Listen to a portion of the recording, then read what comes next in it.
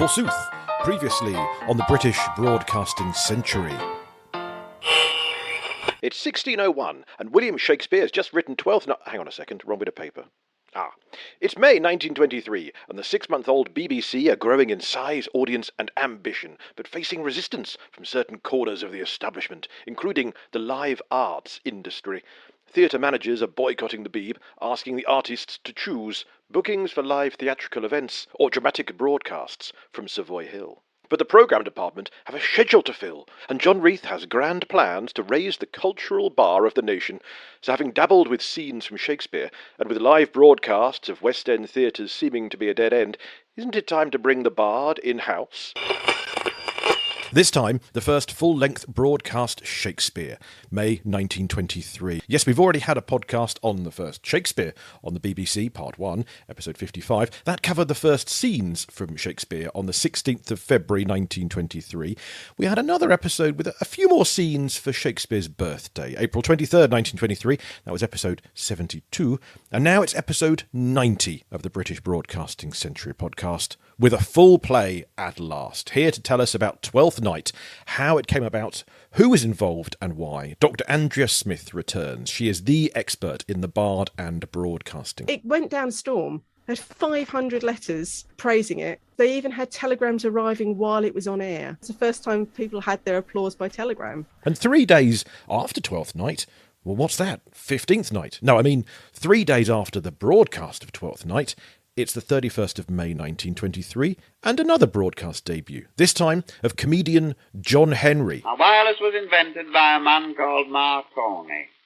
Of course, when I say invented it, I mean he thought of it first, but I'm the man who perfected it and made it what it is. The first broadcast comedy star. With his first performance, John Henry will try and entertain you, and comedy historian Alan Stafford will try and illuminate us about him. He wasn't the first comedian on radio, but I think he was the kind of first radio personality comedian. So from the writer behind King John and Henry V to John Henry. All right, that's really tenuous.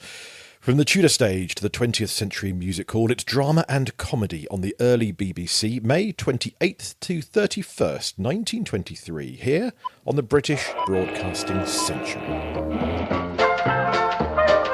Hello, this is Paul Carenza calling. This is London Calling. Hello, friends, listeners, podcastees. Lend me your ears. I come to bury the history of British broadcasting, not to praise it. And this, of course, as ever, is not to do with the BBC. It's just me, Paul Carenza, your host, producer, and the one person behind it. If music be the food of love, let's eat. So said Alan Partridge. But the more correct quote is, of course, from Twelfth Night, and that is what finds its way to the BBC's airwaves at the end of May 1923. Yes, we are back in that month. It's our last episode there. We've spent a little while in that particular month. The tale of early broadcasting will pick up the pace from here as the firsts start to sort of slow down a little. To begin with, everything's a first. And from this point on, the BBC starts to find its pace. That being said, coming up, we have Britain's first sports broadcast, or was it? We will find out in a couple of episodes' time. And next episode, we're going to dive back to the 1890s and discover the Victorian streaming device known as the Electrophone. Yep, it's Queen Victoria's Spotify, Netflix type thing. That's next time. So last episode, we brought you a history of election broadcast. Hope you enjoyed that. Sandwiched then between elections last time and electrophones next time, here we have the chronological tale of British broadcasting. Late May 1923 brings us in that time of boycotts, bans and the Sunday Committee we told you about a couple of episodes ago, which makes the ground fertile for a proper in-house play. And who better to provide it than William Shakespeare? The BBC finally commit to the first full-length, 2-hour-long, proper, complete play on the air. Plus this episode, the comedy star whose debut came a few days after it. Well, let's get to it then. The first of our two guests this episode is Dr Andrea Smith from the University of Suffolk, the broadcast Shakespeare expert. She's joined us before for the earlier scenes from Shakespeare from February 1923, and here she picks up the tale, the story so far, from Dr Andrea Smith. So it's sort of been building. So in February, you get your first few scenes. You get some scenes of from Julius Caesar and from Othello on air. Then in April, marking Shakespeare's birthday, there was an organisation called the British Empire Shakespeare Society. And they did a show at the Haymarket and then came into the BBC that night and did scenes from Shakespeare. And then a month after that, you get the first play. That coincides with the fact the theatres have all gone, well, we're not going to give you any more actors. You're stealing our audiences.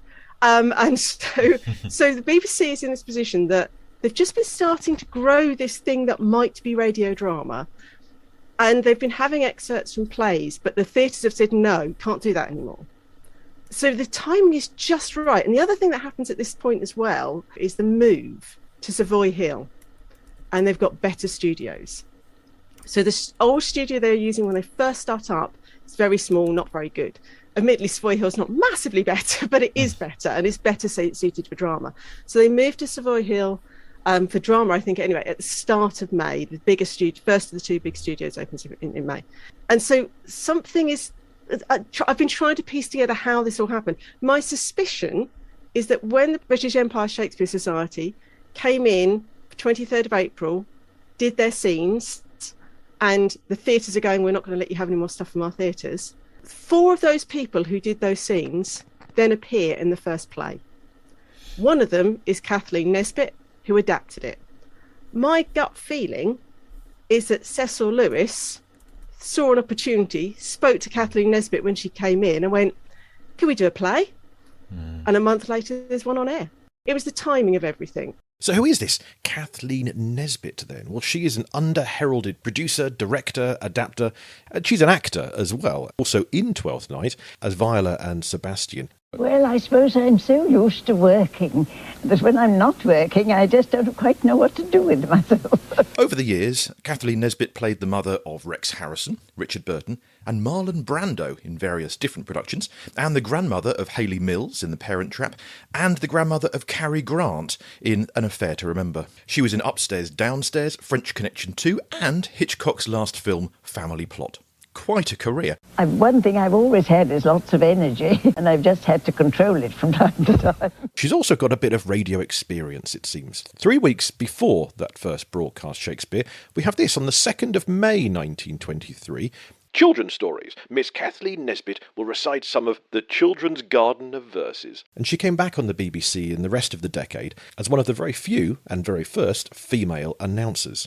So it looks like she came into Marconi House at the BBC to do the scenes from Shakespeare for the Bard's birthday, came back a week or so later for some children's stories, and in and around that time is discussing with Cecil Lewis, the Deputy Director of Programmes, a plan for how to broadcast a proper full Shakespeare play. Well, 2 hours worth of it, which is full enough for my liking. Cecil Lewis then does seem to be the guy who is really seizing on this, and I think even the opera performances, I think Arthur Burroughs initiated them, but Cecil Lewis took it over very quickly. And there was this question about how many interruptions you wanted from Cecil Lewis guiding through the story of these things. Did that go on with the Shakespeare as well? Yeah, absolutely. So nobody had done radio drama. Nobody knew how to make this thing work. So what they do is they have narration, what we would now call narration through it. And that's done by Cecil Lewis. We don't know whether he wrote it or whether Kathleen Nesbitt wrote it. One of them wrote it. And it's based on the Lamb's Tales from Shakespeare, which people might be aware of, which is a book of sort of for children, simplified versions of the Shakespeare stories. That's where they got their narration from. Kathleen Nesbitt and Cecil Lewis then shared the finished draft with George Bernard Shaw, partly to see if he would introduce the play on the night. He refused the offer to introduce it, and he did offer his notes, though, on their edits, including the comment, "Do you begin to realise what an utter chump you are?" because of daring to switch around the scenes at the start of Twelfth Night. Good old Bernard Shaw. What a way with words. George Bernard Shaw told Cecil Lewis, as the narrator, "Scrap all that foolish twaddle. Read the play straight through, just as Shakespeare, who really knew better, wrote it, with the reader saying what I told you he should say, and no more." So Lewis spoke the prologue and perhaps reined in some of the narration that he'd planned on. They knew there were elements of it that would be really tricky visually. In the theatre, it wouldn't matter because you could see it, and on radio, you couldn't. Today, in contemporary drama, you very rarely get narration. They're very good with sound effects and additional lines to cover the fact that perhaps something is visual in Shakespeare and that you need something to help you through it. But in those days, this is all brand new. They're trying to work out how to do it. So they're using narration to do that. So Twelfth Night has a sword fight in it. and that apparently was completely cut and narrated instead. The duel scene was not broadcasted, according to the Belfast Telegraph. How do we do a sword fight on the radio? We don't know. I mean, in later generations, you do get them. But at this point, this is the very first one. They're just trying to work out how to do it. So I think what's interesting is people sort of suggest that early radio drama, particularly early Shakespeare, is just people reading the plays. And I don't think it was. There's a lovely quote from some years later from an actress called Barbara Cooper, who works in radio quite a lot. And she says she gets really frustrated. It's in the 30s. She says, gets really frustrated. People just sit going, oh, you're just reading it. We're not. We're acting. And that's so important. And I think that's exactly how they felt about it from the get-go. Sometimes you'll see this performance wrongly credited to Nigel Playfair as the producer. No, he came along a little later, but he was in it as an actor. He was a doyen of radio drama yet to come, producing the first grown-up play written for broadcast, A Comedy of Danger. That's where Nigel Playfair comes in. One of Twelfth Night's stars was actor Gerald Lawrence, who played Orsino, who was baffled to perform to an audience that he couldn't see, but who he felt were almost there in the microphone. There is a sort of fascination in playing before an invisible audience. One feels that at the back of it, there are thousands of people listening. It's always a joy to speak Shakespeare's lines because they are such wonderful music. But of course, you miss your audience. You've got professional actors. You had music, they had a harpsichord. We know they had music of Henry Purcell, and they had a harpsichord there playing it. And the BBC's own wireless quintet. To fade them and any sound effects in and out, here is how Arthur Burrows, the director of programmes, says it was done. The variation in intensity of accompanying sounds is obtained by opening and shutting the doors between the studio and the property room. Some of the instrumental music in Shakespeare's plays is performed in a room outside with the door open 2 or 3 inches. They had professional actors, they had a script that was tailored to radio, and they had music. These are all elements that we have now in radio drama. They were trying to do it right from the get-go. It was experimental. It was the first time anyone had really attempted. I mean, it's 2 hours long. It's not absolutely the whole text of Twelfth Night, but that's a proper length play. That's not a couple of scenes. So I'm really intrigued by it. It's obviously way predates recording, so we have no recording of it. And and there's no script. Nobody has a script. BBC don't hold a script, sadly. So we'll never really know. But it went down a storm. They had 500 letters praising it. And they even had telegrams arriving while it was on air saying that we're loving it. So there's a lovely quote from a journalist who was there. BBC invited journalists in to see it go out. And there's a lovely quote from a journalist who says, they were reading their applause as they were reading their lines. They were looking at the telegrams as they're doing their lines. Oh, people really like this. But because, this is they said something like it's the first time people had their applause by telegram. It's like live tweeting then, isn't it? It's like checking Twitter while you're on air going, it's going down well. Yeah, absolutely. Exactly the same thing. Exactly the same principle. So, it was well received. And so they initially said they wanted to do one a fortnight. I think they quickly realised that was a little bit much. Yeah. But ambitious. They did do 4 in the first sort of 6 months, less than that. By October, they'd done 4 more. So they did pack them in. Yeah. And this is under Cathleen Nesbitt then. Seemed to be involved all in all these were Cathleen Nesbitt. Yeah. So she was credited as adapter on them all and producer for some. And I suspect produced them all, to be honest, because I suspect she's the one who got the actors involved. Because she was an actress, she knew the British Empire Shakespeare Society. That's where she got her cast from. So again, it depends on how you're using the term producer. And again, I think it's a very loose term. It still is quite a loose term. We still refer to radio drama directors as producers most of the time. We're now, only in the last few years, I think I've started to hear them credited as director. But for decades and decades, what you would normally in the theatre refer to as a director was still always credited as a producer on radio. So, yeah.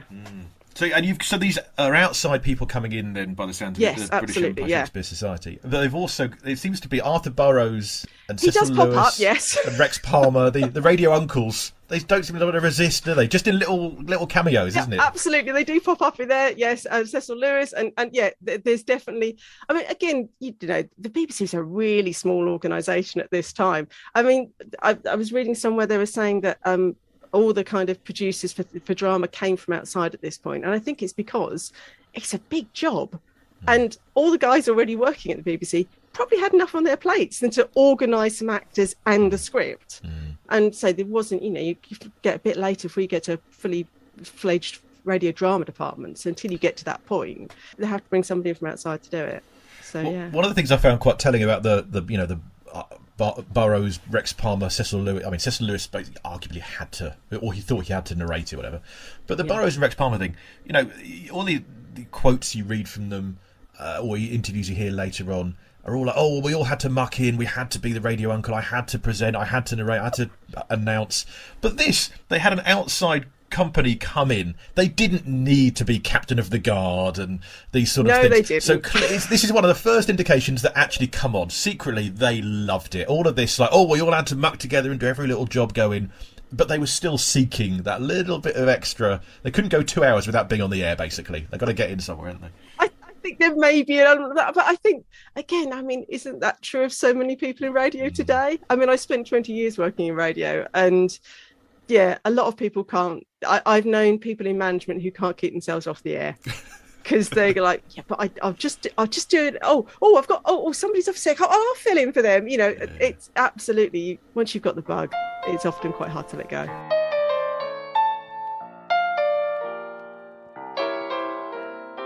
So that's the first broadcast Shakespeare, the first full-length play of Twelfth Night. 2 days later, from the Cardiff station, came the first studio opera, Elizabeth, under the directorship of Arthur Corbett Smith. I have to say, I'm fascinated by Major Corbett Smith. Bit of an eccentric, I think is fair to say. Very much interested in drama. Now, if anyone wanted to do the full canon, it was him. And a day after that, it's another broadcast debut, this time in the realms of comedy.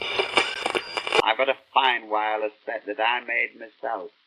There's a lot of other people like me who prefer to make their own wireless set rather than buy one that will work. John Henry was just a stage name. His real name was Norman Clapham. He's our comedy historian expert, Alan Stafford. Right at the beginning of the BBC, anything went, and they'd try outdoor broadcasts from operas and get theatre performers in. It was great, and everyone thought this was super, because the BBC never particularly suggested paying these people. Just thought it was a great advertisement, if you like. And eventually, theatre performers were barred from performing on the BBC. And so the BBC had to really come up with its own band of artistes. And someone like John Henry, I think his contract with the BBC actually forbade him, initially anyway, giving too many live performances at theatres. So he was very much a broadcasting comedian. Was he the first big radio comedian, the first one to really master broadcasting and comedy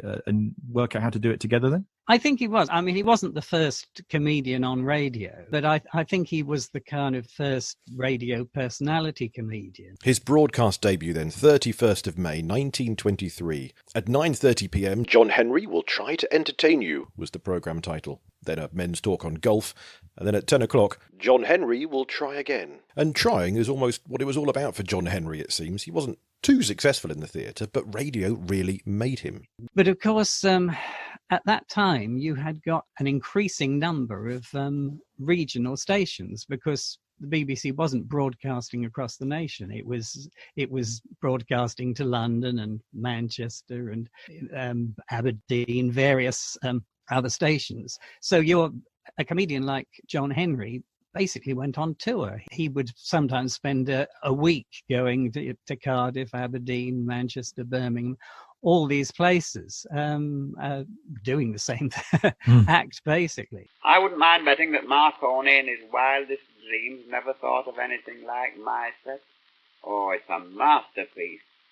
Of course, when I showed it to my friend Captain Eckersley of the BBC, he didn't call it that, although he admitted that he'd never seen anything like it, so you can tell what his private opinion is, can't you?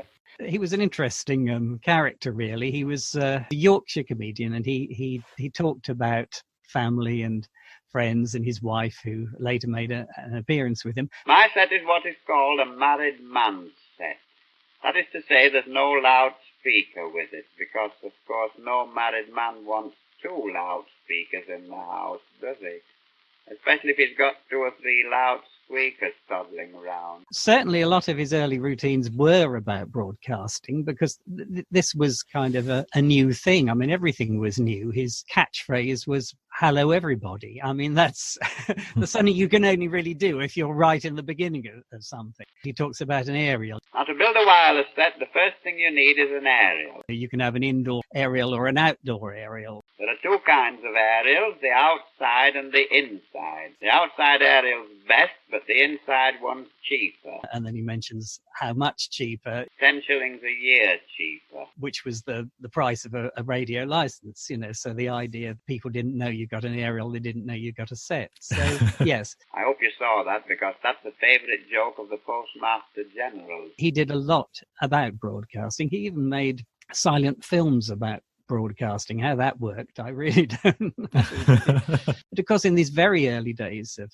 radio, largely it was people just talking without a response, and not every comedian would work in that way. So if you're a kind of a gag merchant, there's just gag after gag with nothing, falling flat, and you just have to move on. So the best comedians were probably ones that did this reminiscing or telling you tales rather than telling you jokes. But that didn't mean there weren't jokes within the story, but there would be a story behind it. Obviously, if you did comic songs, you were okay, that you can just carry on regardless. So I think the best comedians were generally ones that either just talked about this more or less realistic world, or some that just made up slightly more fantasy worlds. I mean, listening to John Henry, it did remind me a bit of Tony Hancock, Jeremy Hardy. You get a sense of that person's life. It's like a confidant. Yes, it's that kind of thing that later on people like Larry Grayson did, or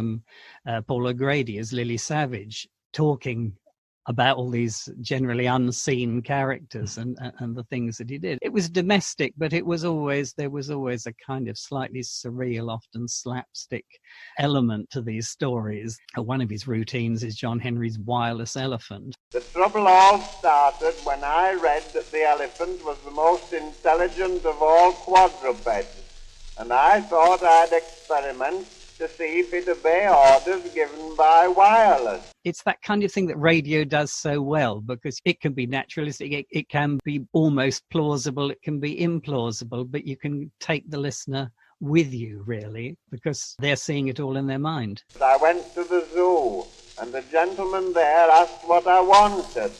I said, I want to borrow an elephant. He said, what for?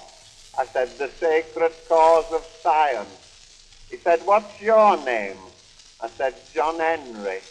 He said, I've heard of you, so I'll lend you an elephant. It reminded me very much of a routine that Frankie Howerd did on the radio years ago, when he was talking about having to look after an elephant and take it home and take it on the tube. They wouldn't let me take Percy on the tram, so we had to walk, and we were both very much admired. Now my flat's on the top floor, and I had a bit of bother getting Percy up there, and anyhow they couldn't blame me for the walls because they always were weak. But I blame Percy for my door. That was his fault. He ought to have breathed in a bit. I think it's fair to say his act evolved a little over his career. To begin with, he does monologues, descriptions of his domestic daily life. It's almost the grounding of the modern domestic sitcom. Later that year, Christmas Day, he was in the Our Lizzie skit with Helena Millay, the first comedian to create an act for broadcast. And then gradually over time, John Henry introduced his wife Blossom, not just an off-screen character like Niles' wife in Frasier, but actually part of the dialogue. From 1925, they were Britain's first husband and wife comedy duo. Oh, you're here, are you, John Henry? Yes, Blossom. What are you doing? Oh, I'm giving a wireless lecture. A wireless lecture? Why, you don't know anything about the subject. Oh, don't say so, Blossom. You know I built my own set. A lot of good it is. It's a very funny thing, but I was just talking about the loudspeaker when you walked in. What do you mean? Well, nothing, Blossom. John Henry's relationship with Blossom wasn't just on air and on stage. He'd been married before, with 3 children. But at this point, John Henry, a.k.a. Norman Clapham, and Blossom, a.k.a. Marjorie Walker, were an item. John Henry, darling. Yes, oh moon of my delight. And the press didn't report this private relationship, but Alan Stafford does in his new book. More on its publication in a moment. So Norman and Marjorie had a daughter together, even though he was still married, and were partners on stage and off. until they weren't. And then things got even more complicated. Do you remember those happy days when we were courting? I shall never forget them. Their real-life tale seems to veer between a Ray Cooney farce and, sadly, a Shakespeare tragedy. And do you remember how we walked along by the side of the sea? The wild, restless, tumultuous, untamable sea?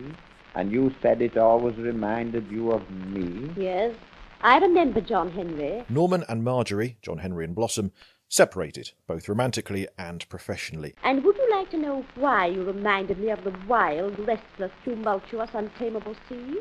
Yes. Because you made me sick. And soon John Henry started a new comedy partnership with a Gladys Horridge, and they also fell in love. So that's now a second on-air, off-air partnership, a new blossom. They toured new material, mostly, although some routines were familiar, recycled from his previous partnership with Marjorie. Do you remember that night when you said I reminded you of the sea? The wild, restless, untamable sea? Yes, I remember. And shall I tell you why? Yes. Because you made me sick. Oh. But in 1934, Gladys died. John Henry lost his double-act partner, and off-stage as Norman Clapham, he was bereft. And highly anxious of scandal. 2 partners, public and private, an unmarried cohabitation. His original actual wife, Lucy, not part of either stage double act, then attempted legal action for maintenance payments. The press at last picked up the trail, so John Henry prepared to be dragged through the courts and into the headlines. Above all, though, he missed Gladys. He'd buried and memorialised her as his wife, even though she technically wasn't. Unable to cope without her, nor with the risk of being found out, he was found, gas stove on, suicide note by his side, holding a photo of Gladys. Part of the note referred to leaving nothing except my good name to the thousands who have never seen me. Sir John Henry gave us the first great broadcast comedy duo, the ancestor of domestic sitcoms today. When reporting his death, the Argus newspaper called him the first person to mould his personality to suit the microphone. He became famous in a night as the man who makes millions laugh.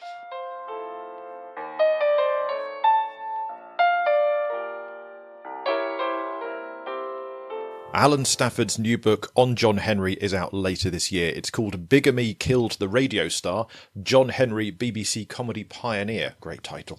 From Phantom Publications, and it's out this autumn.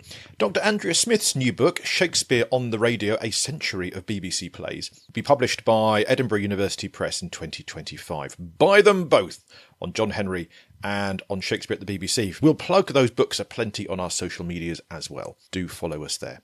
Before we close, let's hear a little more then from Dr Andrea Smith on the legacy of the BBC and Shakespeare. And there seems to be this constant push as well at the BBC over the last century, really. We've got to do all the Shakespeares. It seems an epic task, but manageable. It's a good length of, it's a good number of plays, I suppose, Shakespeare's got there. That makes you feel it's a big task, but over a few years, we can do it. It's one of those interesting things, because they did do it on TV, and it got absolutely slated. So in the late 70s and early 80s, they did the BBC television Shakespeare, and it was a complete thing, and it was an American co-production. And I think it was trying to do too many things and therefore fell down. It was things like it was trying to be broad appeal and it was trying to be timeless, but therefore it meant it didn't really have an identity. There's lots of stuff you can read about that, if that's your thing. Radio, interestingly, there have been a number of times it's kind of been suggested that they might do the whole canon. They never have. They've never done it as a stretch. And more to the point, there is one play they've never done in full. Really? Yeah. So there's Shakespeare wrote in his earlier plays, he wrote 3 plays about the life of Henry VI. These are not well-known plays. Right. There was a combined production of parts 1 and 2, and then another combined production to pair with it of 2 and 3. And there was individual productions of Henry VI Part 2 and Henry VI Part 3. They've never done a standalone production of Henry VI Part 1. Never been done, not on radio. Done it on telly, I've seen it. Right, okay. Never done on radio. Despite the fact they've done about 400 productions of Shakespeare, a bit more. Wow. You'd have thought they would have got round to them all by now. But it's a play that's not well regarded. Okay. The history plays are particularly on radio because they have dozens and dozens of characters.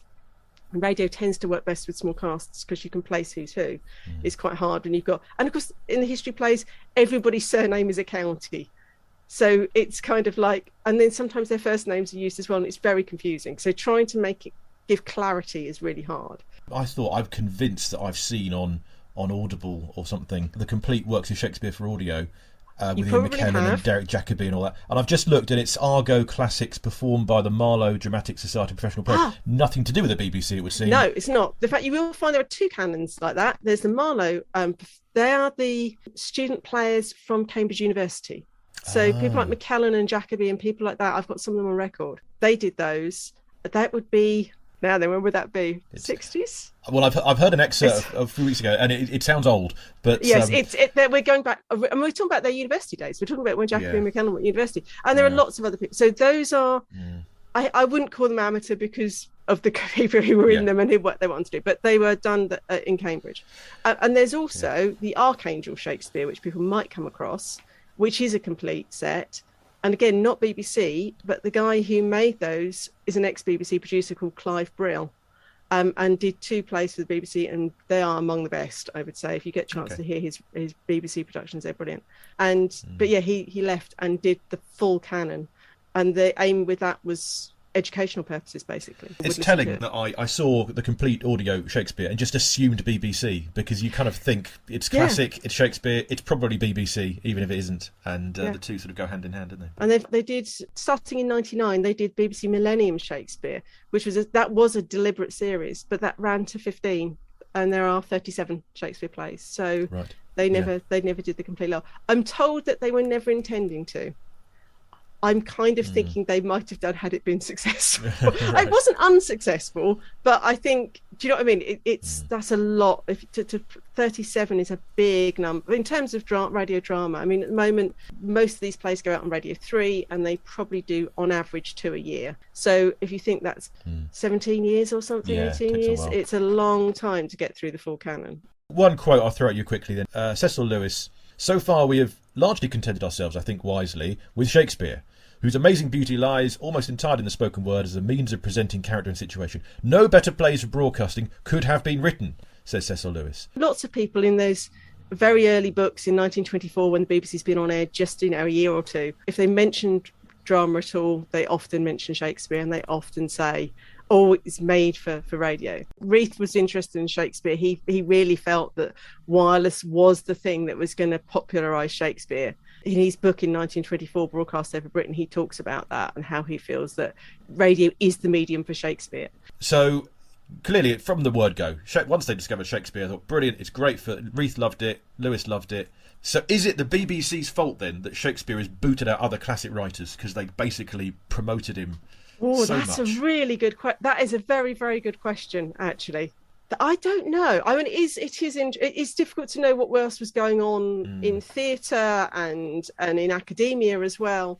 It is interesting that he, until very recently, certainly was prioritised by the BBC over his contemporaries, Christopher Marlowe, Ben Jonson. There's various other kind of people, John Webster, all sorts of writers. I would say that is slightly changed. And there's different periods. There was a producer called Raymond Rakes, very prolific producer for the BBC, and he was interested in all sorts of stuff, and he did lots of other early modern plays, so lots of plays of this year, but then he also did a lot of Greek stuff as well. And so if you go to sort of 50s drama, there is, in the early BBC, it's all very Shakespeare-y, not much else, and then it gets a bit broader, and then again it's I would say that probably in terms of written specially for radio, that sort of takes off post-war, with people like Pinter and Joe Orton and people like that coming along. And so yes, is the BBC responsible for Shakespeare? I don't know. No, I think it's something that people have grabbed. Shakespeare has been grabbed as a sort of cultural cachet for a lot of different organisations actually through the last century and before that. And if you look at what was going on in theatre prior to that, there was a big kind of Victorian theatre revival of Shakespeare. So if you go go back in the history of Shakespeare performance, you go back to the 1700s, people thought it was perfectly acceptable to rewrite Shakespeare and decided they didn't like the way it was written, and they rewrote it, and they did. And there's lots of different versions of Shakespeare, and that was more popular than Shakespeare's text. And then you get to the Victorian era, and he is much more promoted again, and suddenly he is the English poet, the British poet, the bard. And so I sort of, I think possibly the BBC may have had something to do with it, but I wouldn't entirely lay it all at their door. Fair enough. We'll take it. A good diplomatic answer. Very good. Well, thank you so much for educating, informing us, entertaining, and as you discover more, I'm sure, because your research is still ongoing, then keep us posted and come back and tell us more. My thanks to Dr Andrea Smith and to Alan Stafford. Drama and comedy this episode then. What of next time? Well, we'll leap back a couple of decades to the 1890s and the tale of the electrophone. Dr Tasha Kitcher joins us, the electrophone expert. And if you've not heard of this bizarre streaming device from the Victorian age, don't miss next episode. Concerts, church services, all to your living room via your phone line. It's cable long before you thought it existed. After that, the first sports broadcasts, and the continuing tale of British broadcasting through the summer of 1923. There may be a minor gap before the next episode because it's summer here and I may be away for a little bit, so if there's a slight break in your podcast feed, we will return very shortly.